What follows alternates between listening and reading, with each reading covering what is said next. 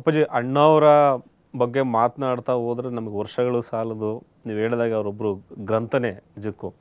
ನಮಗೊಂದು ಕುತೂಹಲ ಏನಂತಂದರೆ, ನೀವು ಹೇಳ್ತಿರ್ತಕ್ಕಂಥ ವಿಷಯಗಳು ನಿಜಕ್ಕೂ ನಮಗೆ ಮತ್ತು ನೋಡುವಂಥವ್ರಿಗೆ ಇನ್ಸ್ಪೈರ್ ಎಲ್ಲ ಕಾಲಕ್ಕೂ. ಆ ಥರದ ಒಂದು ಅಪರೂಪದ ಘಟನೆಗಳು ಅಣ್ಣವ್ರ ಬಗ್ಗೆ ನೆನೆಸ್ಕೊಳ್ಳೋದಾದರೆ. ಹೌದು. ಇನ್ನೊಂದು ಘಟನೆ ನಾನು ಜ್ಞಾಪಿಸ್ಕೊಳ್ಳೋದಕ್ಕೆ ಇಷ್ಟಪಡ್ತೀನಿ. ಅದಂತಂದರೆ, ನಾನು ಇದರಲ್ಲಿ ತೀರ್ಥಹಳ್ಳಿಯಲ್ಲಿ ಶೂಟಿಂಗಲ್ಲಿದ್ದೆ. ಇಲ್ಲಿ ಬೆಂಗಳೂರಲ್ಲಿ ನಡೀತಾಯಿತ್ತು ಶ್ರುತಿ ಸೇರಿದಾಗ ಅಂತ. ಅಣ್ಣ ಅವರು ಹಿಂದಿನ ದಿವಸ ಏನು ಹೇಳಿದ್ದಾರೆ ಅಂತಂತಂದರೆ, ಈ ಡಾಕ್ಟ್ರ್ ಕ್ಯಾರೆಕ್ಟರ್ನ ದೊಡ್ಡಣ್ಣ ಮಾಡಲಿ ಅಂತ ಹೇಳಿದ್ದಾರೆ. ಸರಿ, ಇಲ್ಲೇ ಲೋಕಲಲ್ಲಿ ಇರ್ತಾನೆ, ಕರ್ಸೋದ್ರಾಯ್ತು ಅಂದ್ಕೊಂಡ್ರು. ಇದು ಮಾಡೋರು ಚಿ ದತ್ತರಾಜ್ ಅಂತ, ಉದಯ್ ಶಂಕರ್ ಅವರ ತಮ್ಮ, ನನ್ನ ಆತ್ಮೀಯ ಸ್ನೇಹಿತ ಬೇರೆ. ಅವಾಗೇನಾಯಿತು, ಫೋನ್ ಮಾಡಿದ್ರು. ಫೋನ್ ಮಾಡಿದಾಗ ಎಲ್ಲಿದ್ದಾರೆ ಅಂದಾಗ ಹಿಂಗಿದ್ದಾರೆ. ಮೊಬೈಲ್ ಇಲ್ಲ ಅವಾಗ, ಲ್ಯಾಂಡ್ಲೈನ್. ಶೂಟಿಂಗ್ ಹೋಗಿದ್ದಾರೆ ತೀರ್ಥಹಳ್ಳಿಗೆ. ಮಾಡಿದ್ರು. ನಾನು ಮಾಡಿದೆ, ಏನು ಇಲ್ಲ ಅಣ್ಣವರು ಆ ಕ್ಯಾರೆಕ್ಟರ್ ನೀನೇ ಮಾಡಬೇಕು ಅಂದರು.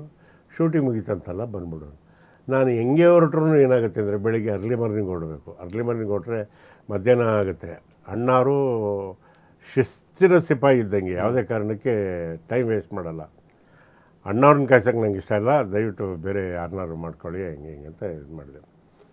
ಅದಕ್ಕೆ ಅಲ್ಲಿಂದ ಬಂದು ಉತ್ತರ ಅಷ್ಟೇ, ಅಣ್ಣವರು ಕೇಳ್ತಾ ಇದ್ದಾರೆ, ನೀನು ಮಾಡಬೇಕು, ಬರಬೇಕು ಅಷ್ಟೇ. 11 ಆಗಲಿ 12 ಆಗಲಿ ಬಾ ನೀನು, ಅಷ್ಟೇ. ಸರಿ, ಗೋವಿಂದಣ್ಣವರು ಫೋನ್ ಮಾಡಿ ಹೇಳಿದ್ರು. ಸರಿ ಆಯಿತು ಅಂತ ಹೇಳ್ಬಿಟ್ಟು ನಾವೇನು ಮಾಡಿದ್ವಿ, ರಾತ್ರಿನೇ ಎಲ್ಲ ಪ್ಯಾಕಪ್ ಮಾಡಿ ರೆಡಿ ಇಟ್ಕೊಂಡು, ಬೆಳಿಗ್ಗೆ ಸ್ನಾನ ಮಾಡಿ ಇದು ಮಾಡಬೇಕು ಅಂತ 4 ಗಂಟೆಗೆ ರಿಸೆಪ್ಷನಲ್ಲಿ ಹೇಳಿ ಇಟ್ಕೊಂಡು, 4 ಗಂಟೆಗೆ ಸ್ನಾನ ಮಾಡಿ ಹಾಕ್ಕೊಂಡು ಕೂತ್ಕೊಂಡು. ಆವಾಗ ಇಂಪೋರ್ಟೆಡ್ ಗಾಡಿಗಳೆಲ್ಲ ಇಲ್ಲ, ಅಂಬಾಸಡರ್ ಗಾಡಿಗಳು. ಸರಿ, ಅಂಬಾಸಡರ್ ಕಾರಲ್ಲಿ ಎಷ್ಟು ಸಾಧ್ಯವಾಗುತ್ತೆ ಅಷ್ಟು ಬೇಗ ಹೋಗೋದು. ಬಂಗಾರಪ್ಪ ಅವ್ರ ಮನೆಯಲ್ಲಿ ಶೂಟಿಂಗ್ ನಡೀತಾಯಿತ್ತು. ಶೂಟಿಂಗ್ ನಡೆದಾಗ, ಶ್ರುತಿ ಸೇರಿದಾಗ ನಾನು ಬದ್ದೇಶ್ವರ ಹೋಗಿ ಮೇಕಪ್ ಹಾಕ್ಕೊಂಡು ಎಲ್ಲ ಮಾಡಿದ್ವಿ. ಮೇಜರ್ 2 ಸೀನ್ ಮುಗಿಸಿದ್ವಿ. ಮಧ್ಯಾಹ್ನ 1:45ಗೆ. ಅಣ್ಣವ್ರ ಕಂಪ್ನೀಲಿ ತಲೆ ಮೇಲೆ ತಲೆ ಬಿದ್ದರೂ 1 ಗಂಟೆಗೆ ಬ್ರೇಕ್. ಆದರೆ ಅವತ್ತು ಆ ಸೀನ್ ಮುಗಿಸ್ಲೇಬೇಕಾಗಿತ್ತಲ್ಲ, ಹಂಗಾಗಿ ಮುಗಿಸಿದ್ವಿ. ಸಾಯಂಕಾಲ 6 ಗಂಟೆ ಒಳಗೆ ಮುಗಿಸ್ಬೇಕಾಗಿತ್ತು. ಆವಾಗೇನಾಯಿತು ಅಂತಂದರೆ, ಮಧ್ಯಾಹ್ನ 1:45ಗೆ ಬ್ರೇಕ್ ಆಗಿದ ತಕ್ಷಣ ಏನಾಯಿತು, ಎಲ್ಲರೂ ಊಟಕ್ಕೆ ಕೂತ್ಕೊಂಡ್ರು. ಒಂಥರ ಮದುವೆ ಮನೆಯಲ್ಲಿ ಪಂಕ್ತಿ ಹಾಕಿ ಎಲ್ಲರೂ ಸಾಲಿಗೆ, ಎಲ್ಲ ತಂತ್ರಜ್ಞರು ಕೂತ್ಕೋಬೇಕು. ಎಲ್ಲರೂ ಬಡಿಸೋರು ಅಷ್ಟು ಬಿಟ್ಟು ಮಿಕ್ಕವರೆಲ್ಲ ಸಾಲು ಕೂತ್ಕೊಂಡು ಊಟ ಮಾಡಬೇಕು. ಅಲ್ಲೆಲ್ಲ ಕೂತ್ಕೊಳ್ಳೋದು, ಇಲ್ಲೊಬ್ರು ಕೂತ್ಕೊಳ್ಳೋದು, ಆ ಥರ ಇಲ್ಲವೇ ಇಲ್ಲ. ಒಂದು ಮನೆ ಒಂದು ಪಂಕ್ತಿ, ಅದೇ. ಅವಾಗೇನಾಯ್ತು, ನಾನೇ ಮಾಡಿದೆ. ರಾತ್ರಿ ನಿದ್ದೆ ಇರಲಿಲ್ಲ ಸರಿಯಾಗಿ, ಅಣ್ಣವ್ರದ್ದು ಬೇರೆ ಭಯ ಒಂಥರ.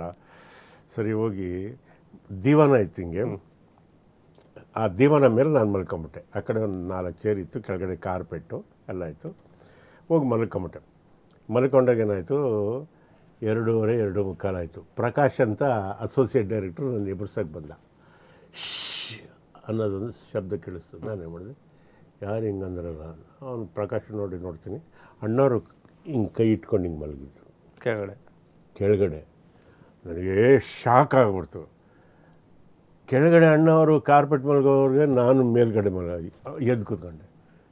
ಆವಾಗ ನಿಲ್ಲಿಸಿದ್ರು. ಇರ್ಲಿ ಕೂತ್ಕೋ, ಬರ್ತಾರೋಗಪ್ಪ ನೀನು, ಬರ್ತಾರೋಗು ಅಂತ ಕಳಿಸಿದ್ರು. ಅವ್ರನ್ನ ಕಳಿಸಿಸ್ಕೊಂಡು, ಇರ್ಲಿಕ್ಕಂದ ಯಾಕೆ ಅಷ್ಟೊಂದು ಗಡಿಬಿಡಿ, ನಿಧಾನಕ್ಕೆ, ರಾತ್ರಿಯೆಲ್ಲ ನಿದ್ದೆ ಇಲ್ಲ ಅಂತ ಗೊತ್ತು. ಒಂದು ವಿಷಯ ಇಲ್ಲ ನಿನಗೆ, ನಾನು ಎಲ್ಲೋದ್ರೂ ಭಾಷಣದಲ್ಲಿ ಇದನ್ನು ಹೇಳ್ತಾ ಇರ್ತೀನಿ. ಮನುಷ್ಯ ಅಂತ ಹುಟ್ಟಿದ ಮೇಲೆ ಹಸಿವು, ನಿದ್ರೆ, ಸಾವು ಯಾರನ್ನೂ ಬಿಟ್ಟಿದ್ದಲ್ಲ ಕಂದ. ಅದಕ್ಕೆ ನಾನು ಹೊರತಲ್ಲ, ನೀನು ಹೊರತಲ್ಲ. ನಿಜ. ಏನು ಹೇಳು ಅಂತ ಮತ್ತೆ ರಿಪೀಟ್ ಮಾಡಿಸೋದು.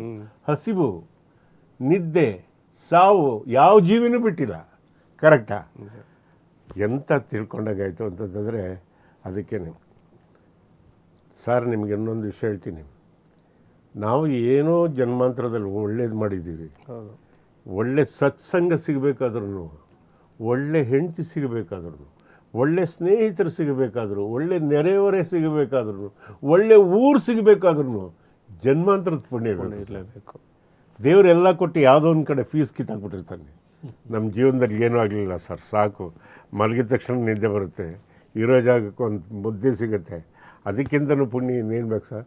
ಒಬ್ಬ ರಾಜ್ಕುಮಾರ್ ಅವ್ರ ಜೊತೆ ಪಾಠ ಮಾಡಿದೆ, ಒಬ್ಬ ವಿಷ್ಣುವರ್ಧನ್, ತನಗಾಗಿ ಏನೂ ಬೇಕು ಅಂತ ಕೇಳಿದಂಥ ವ್ಯಕ್ತಿ ಅಲ್ಲ, ಪುಣ್ಯಾತ್ಮ, ಅವ್ರ ಜೊತೆ ಪಾಠ ಮಾಡಿದೆ. ಒಬ್ಬ ರೆಬಲ್ ಸ್ಟಾರ್ ಅಂಬರೀಷ್, ಮಾತು ಹೊರಟು ಮನಸ್ಸು ಬೆಣ್ಣೆ, ಬೆಲ್ಲ ಬೆಲ್ಲ ಬೆಲ್ಲ ಇಲ್ದಲ್ಲಿ ಯಾವ ಶುಭ ಕಾರ್ಯನೂ ಇಲ್ಲ. ಹಂಗೆ ಇನ್ನೊಬ್ಬ ಶಂಕರ್ನಾಗ್ 5 ನಿಮಿಷ ಕೂತ್ಕೊತಾ ಇರಲಿಲ್ಲ, ಸದಾ ಕ್ರಿಯಾಶೀಲವಾಗಿರ್ತಾ ಇದ್ದ ಹುಡುಗ. ಅವನು ಕೊನೆ ಪಿಕ್ಚರು, ಕೊನೆ ಶಾಟಲ್ಲೂ ನಾನು ಪಾಠ ಮಾಡಿದ್ದೀನಿ. ಒಬ್ಬರು SP ಬಾಲಸುಬ್ರಹ್ಮಣ್ಯ, ಅವ್ರ ಜೊತೆನೂ ಪಾಠ ಮಾಡಿದ್ದೀನಿ. ಗಂಧರ್ವ, ಮಗು ಥರದವರು. ಇನ್ನೇನು ಬೇಕು ಸರ್ ಜೀವನದಲ್ಲಿ, ಅಲ್ವಾ? ನಾನು ಪರಮಸುಖಿ ಸರ್, ಪರಮಸುಖಿ ಅಂತ ಹೇಳ್ಕೊಳಕ್ಕೆ ಇಷ್ಟಪಡ್ತೀನಿ. ಇನ್ನೊಂದು ಚಿತ್ರರಂಗಕ್ಕೆ ಸಂಬಂಧಪಟ್ಟಂತೆ ಅಣ್ಣವರ ಕೊಟ್ಟ ಕೊಡುಗೆಗಳನ್ನು ನಾವು ಲೆಕ್ಕ ಹಾಕಿ ಯಾವತ್ತೂ ಕೂಡ ಹೇಳಕ್ಕೆ ಸಾಧ್ಯವೇ ಇಲ್ಲ. ಮದ್ರಾಸಿಂದ ಕರ್ನಾಟಕದಲ್ಲಿ ನೀವು ಆಗಲೇ ಮಾತಾಡಬೇಕಾದ್ರೆ ಡಬ್ಬಿಂಗ್ ವಿಚಾರ ಬಂದಾಗ, ಹೌದು, ಡಬ್ಬಿಂಗ್ ಅನ್ನೋ ಭೂತ ಇತ್ತಲ್ಲ ಸರ್, ಡಬ್ಬಿಂಗ್ ಅನ್ನೋ ಭೂತ ಕರ್ನಾಟಕದೊಳಗೆ ಎಂಟ್ರಿ ಕೊಟ್ಟಿರಲಿಲ್ಲ. ಕಾವಲುಗಾರ ಹೊಸೂರಿಂದ ಆ ಕಡೆನೇ ಇರಬೇಕಾಗಿತ್ತು, ಗೊತ್ತಾಯ್ತಾ? ಯಾಕೆಂದರೆ ಇಲ್ಲಿ ರಾಜ್ಕುಮಾರ್ ಅನ್ನೋ ಒಂದು ಮಹಾಶಕ್ತಿ ಕೂತಿತ್ತು. ಒಂದು ವಾಯ್ಸು ಅವ್ರದ್ದು, ಒಂದು ಮಾತಿಗೆ ತಲೆ ಕೊಡೋವಂಥವ್ರಿದ್ದರು ಅಭಿಮಾನಿಗಳು. ಅದಕ್ಕೆ ಅಣ್ಣವ್ರು ಅವ್ರನ್ನ ದೇವರು ಅಂತ ಪೂಜೆ ಮಾಡಿದ್ದು. ಅವ್ರು ಇರೋವರೆಗೂ ಡಬ್ಬಿಂಗ್ ಅನ್ನೋ ಭೂತ ಬರಲಿಲ್ಲ. ಇವಾಗ ಎಲ್ಲ ಬಂದ್ಬಿಡ್ತಾವ್ರು ಹೋದ್ಮೇಲೆ. ಅದಕ್ಕೇ ಡಾಕ್ಟರ್ ರಾಜ್ಕುಮಾರ್ ಅಂದರೆ ಒಬ್ಬ ವ್ಯಕ್ತಿಯಲ್ಲ, ಅದೊಂದು ಮಹಾನ್ ಶಕ್ತಿ, ಅದಮ್ಯ ಚೇತನ ಅಂತ ಹೇಳೋಕ್ಕೆ ಇಷ್ಟ.